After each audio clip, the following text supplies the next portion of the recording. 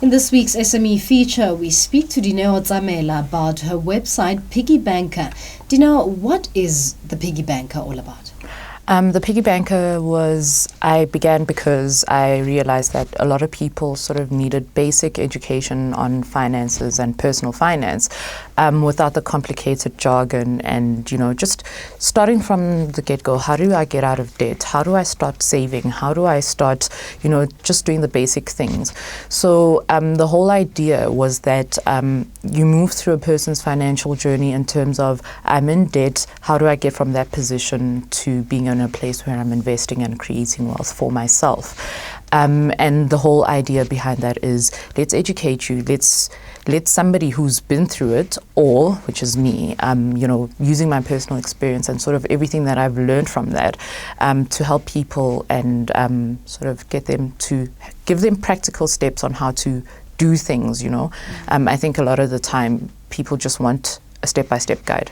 What do I do next? What do I do next? So that was the whole objective of Piggy Banker. Now take us through this personal journey of yours.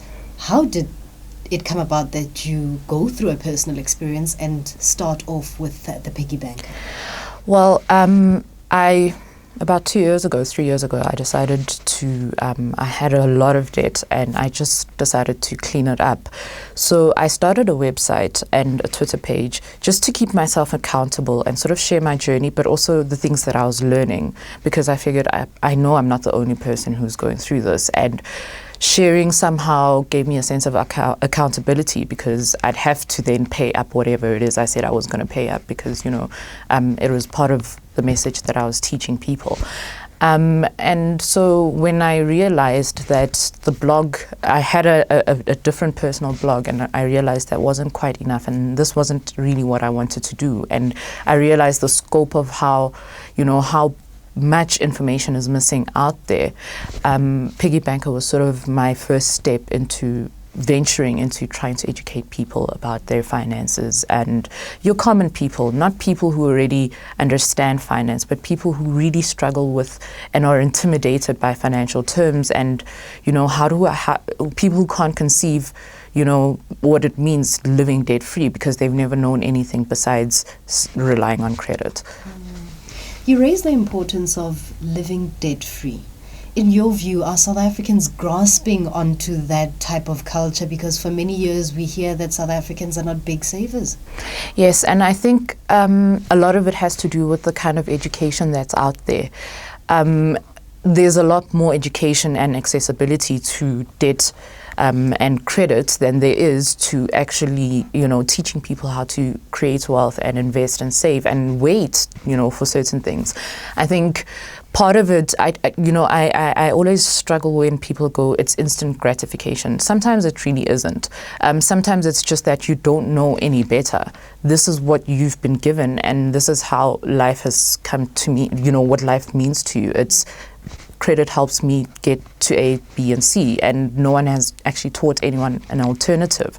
So people aren't actually aware that, hey, hang on, you can actually invest money, and this is how it actually works.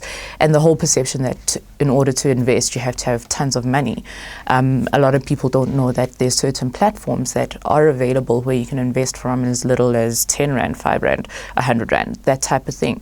So I think a lot of it is just educating people, getting them to think very differently about their finances. On that education side of things, how important is financial education, particularly when you start your first job? Very important. And what I do like about a lot of the people who follow my blog is that they are young people, and I find a lot of varsity students who are sort of wondering, okay, I'm about to start my first job. What do I do? And, I know that the main advice, or the one piece of advice people always go, is start building your credit record, because you might need a house. So people go, oh, credit record, and then they get like 500 accounts, and no one actually sits down and says, no, you need to actually save about 10 to 20% of your money, and just basic, getting people into a proper financial sort of foundation where investing is important.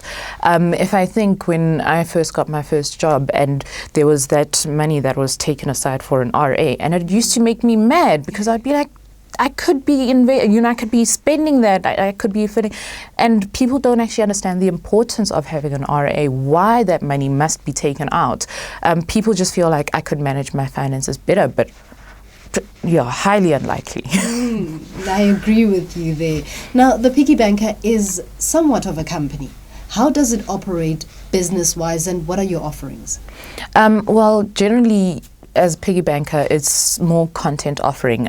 So it's that education, and it's going out to people, doing workshops, things like that. Actually getting into the whole space of educating people and being sponsored for it. Yeah. How are you being received so far with such, I mean, it's harsh for especially young ones who just got into a job. The example that you gave of a certain amount being taken for your RAs, and how do you connect with such people? How do they receive you? It generally helps to tell my story, because it's almost a shock mechanism, and people go, oh God, I don't want to be you, you know, and telling my story and sort of getting people to go, ooh, okay, so what do I do to avoid being in that situation? That helps a lot, because then people are less inclined to just go spending. And obviously there will be those people like, but it won't happen to me, and sort of telling them that I used to be one of those people who said it won't happen to me, and illustrating, you know, the ease on which you can actually finance, invest and save. And I think people react a lot better to images. So a very good thing is always to show them how much, and show them like in proper figures how much they're losing with interest and interest paid on loans and credit cards and things like that. Once people grasp the actual, get exactly how much it is that they're paying towards these debts, it becomes a bit of a shock factor, because you're like, you could invest this, and in 10 years it could be that. And people start getting a proper picture of how it works. So, have you faced any challenges so far in your journey on the business side? Funny enough, my biggest, I think, challenge, or the one thing that's been very hard for me to sort of get over, is rejection. So obviously there's companies that I'll approach and be like, listen, I'd like to work with you guys, etc., etc. And then they go, oh no, we don't have the budget or whatever. So it's been that sort of thing, you know, getting people to work with you, and the right type of people. And, opportunities come, but sometimes you always feel like there isn't really a synergy between you and that specific company or organization. So it's balancing that. Do I just take it because it's money, or do I actually want to work with these people, and will there be a meaningful working relationship, and sort of gauging those dynamics. That has been quite a challenge. Now, what do you make of the current SME space in South Africa, having expressed some of the challenges that you have faced? I think a small part of me, actually a big part of me, feels like there is no better place to be right now for a person like me. But there are still many challenges in terms of, everyone's always complaining about it, the red tape and how the ease of business. And I always say it's the lack of online penetration. And I feel like it's South Africa hasn't evolved to that level where everyone is online and doing a lot of things online. A lot of us young people, but I'm talking about the entire population, people who might have smartphones but don't even know how to use Google. They only use it for those basic features like WhatsApp and whatnot. And how do you get people and put businesses on there and get people to actually access businesses and services online using their phones? I think that would be a very big breakthrough, and it's a big challenge for businesses in terms of getting your name out there and getting the right people to know who you are. What advice would you have for somebody who's wanting to make the jump into the SME sector, be your own boss? What advice would you have for someone like that? Have lots and lots of savings. And relevant? Very relevant. Have lots of savings, have a backup plan. And don't be too strict about what it is you want to do.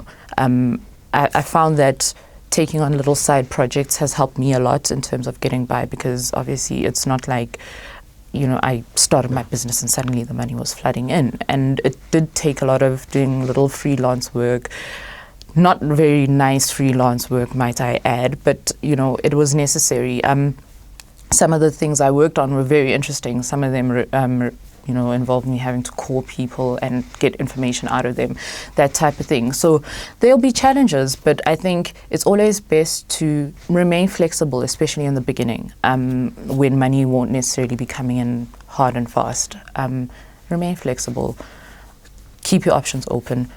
Keep a close eye on your savings as well, because sometimes you look at that big figure and you're like, money might come in, and then don't spend your money recklessly.